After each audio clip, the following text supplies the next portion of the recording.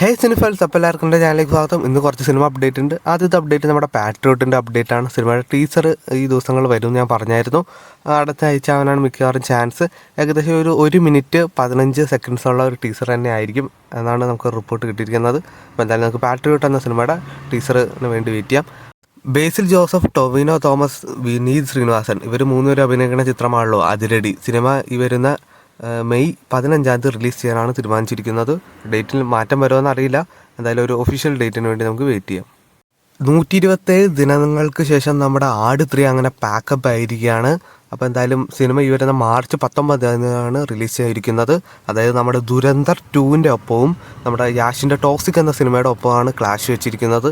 അപ്പോൾ ക്ലാഷ് വെച്ചിരിക്കുന്നത് ചില്ലറക്കാരോടല്ല, വലിയ ആൾക്കാരോട് തന്നെയാണ്. അപ്പോൾ എന്താ സംഭവിക്കാൻ പോകണമെന്ന് നമുക്കറിയില്ല. മേ ബി ചിലപ്പോൾ ഒരു റിലീസ് ഡേറ്റ് മാറ്റാനുള്ള ചാൻസ് ഉണ്ട്, ഉറപ്പില്ല. അങ്ങനെയാണ് ഞാൻ അറിയിക്കുന്നതായിരിക്കും. അടുത്ത അപ്ഡേറ്റ് നമ്മുടെ നിവിൻ പോളിയുടെ ബേബി ഗേൾ എന്ന സിനിമയുടെ പുതിയൊരു പോസ്റ്റർ വന്നിട്ടുണ്ട്. അത്യാവശ്യം കുഴപ്പമില്ലാത്ത നമ്മുടെ ഫാർമയുടെ പോസ്റ്ററായിട്ടൊക്കെ അതുപോലത്തെ ഒരു റിലേറ്റഡ് പോസ്റ്റർ തന്നെയാണ്. എന്തായാലും നമുക്ക് സിനിമയ്ക്ക് വേണ്ടി വെയിറ്റ് ചെയ്യാം. നമ്മുടെ മമ്മൂക്കേൻ്റെ പുതിയ സിനിമയുടെ ഒരു അപ്ഡേറ്റ് വന്നിട്ടുണ്ട്. നിധി സഹദേവനാണ് സിനിമ സംവിധാനം ചെയ്യുന്നത്. ഒരു മാസാശം പരിപാടിയാണ്. സിനിമയുടെ പ്രീ പ്രൊഡക്ഷൻ ഈ വരുന്ന ജാനുവരി 14 സ്റ്റാർട്ട് ചെയ്യും. സിനിമയുടെ ബാക്കി പരിപാടി നമ്മുടെ അടൂർ ഗോപാലകൃഷ്ണൻ്റെ പടം കഴിഞ്ഞിട്ടാണ് ബാക്കി പരിപാടികളുള്ളത്. ഇനി അടുത്ത അപ്ഡേറ്റ് നമ്മുടെ ആശാൻ എന്ന സിനിമയുടെ ഒരു സോങ് ഇപ്പോൾ ഔട്ടായിട്ടുണ്ട്. സിനിമ നമ്മുടെ കേരളത്തിൽ ഡിസ്ട്രിബ്യൂട്ട് ചെയ്യണത് നമ്മുടെ വേഫർ ഫിലിംസാണ്.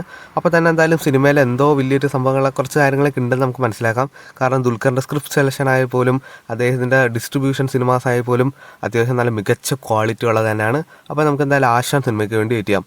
അപ്പോൾ ഇതുപോലത്തെ OTT വാർത്തകളും സിനിമാ വാർത്തകളൊക്കെ അറിയാൻ വേണ്ടി ചാനൽ സബ്സ്ക്രൈബ് ചെയ്യുക, കൂടെ സപ്പോർട്ട് ചെയ്യുക.